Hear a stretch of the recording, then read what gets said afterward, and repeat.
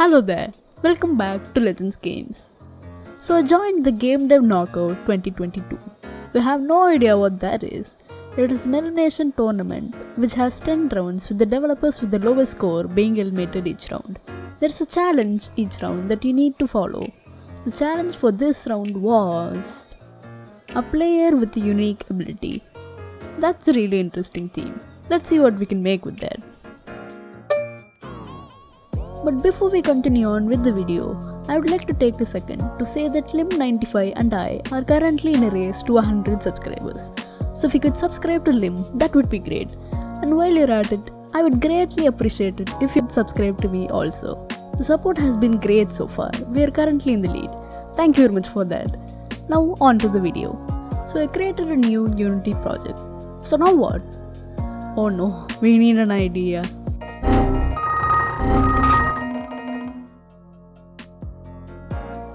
Hours went by and everyone had started working on their project, but I didn't have an idea yet.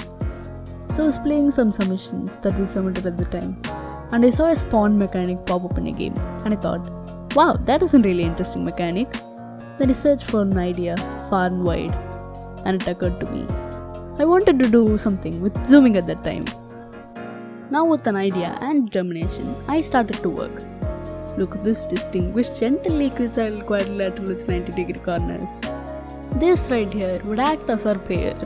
Soon you could move around and zoom out. To do this, we just check if the spacebar is pressed and the orthographic size of the camera is slower than the max zoom. We just add the zoom amount to the camera's size. Max zoom and zoom amount are just float variables.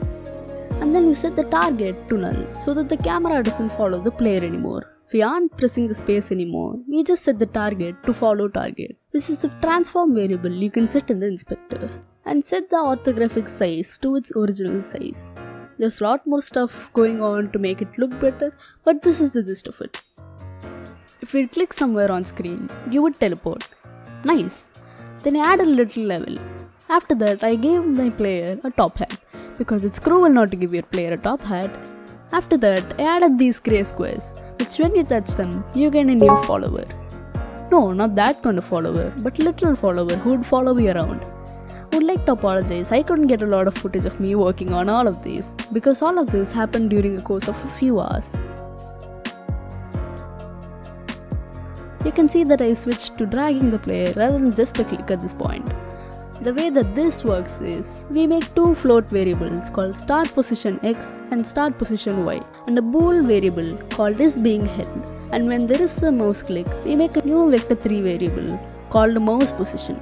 Then we set that to input.mousePosition. We can then convert the screen to world point so that we can move it in world space. And then we set start position x and y to be mouse position minus transform.position, and is being held to true. The update loop, we check if is being held is equal to true, and we declare the mouse position once again and set the transform.position to be mouse position minus start position. If the mouse is up, we just set the is being held to false. You and your top hat friends would have to get to this orange square right here. If you do, you are set to win. Great, I thought. Wanted to work more on this, but it was already 12:30 AM. Sleep is for the weak. So I went to bed. The next day when I woke up, I played the game once and I thought, wait, there isn't any challenge to this. So I decided to add some post-processing. Cause look that looks so shiny.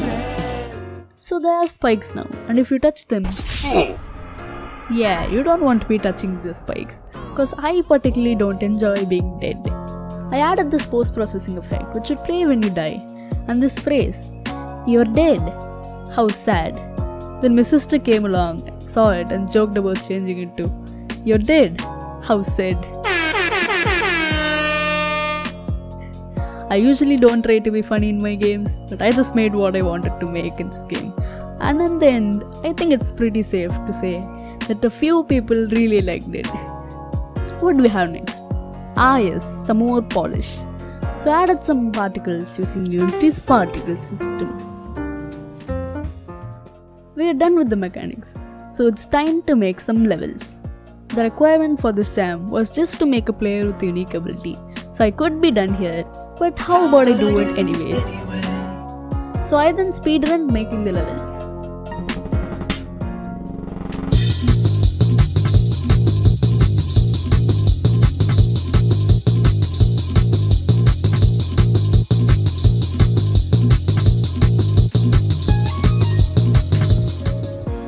Boom, levels. I'd stumbled upon a new mechanic when I accidentally parented a spike into another spike. I then hit play, and to my surprise, it rotated around an orbit. This happened because I was rotating this object to gauge its spinning animation. But I didn't spin the sprites, but rather the object. So when I made the spike and child of that spike, they both rotated. And with that revelation, I made it in mechanic and designed some more levels. In the end, we are left with 5 levels. I even named them. The first one is called The L, the second one is called Defense, and the third is called Twist and Turn, and the fourth being Spiky Circle Boys, and fifth one is Anything Real. I made a sort of interactable main menu where you can move around, and if you hit space when over a button, you could click the button. Then I made a credits, level select and settings menu. Then I realized I needed a tutorial. So for this tutorial, I didn't want it to be just a wall of text, and I had a lot of time left. So I followed this Blackthorn Pro tutorial on interactive tutorials, and that really helped me. Wow, that's a lot of tutorials. So I polished up the game a little more by adding particles for when you died. I also added some sound effects, stole music from Jonas Tie Roller, and stole music from Jonas Tie Roller. I built the game and set up an itch page and submitted it to Jam. The game's done, right? This is the part where I ask you to play the game and say thank you. But no.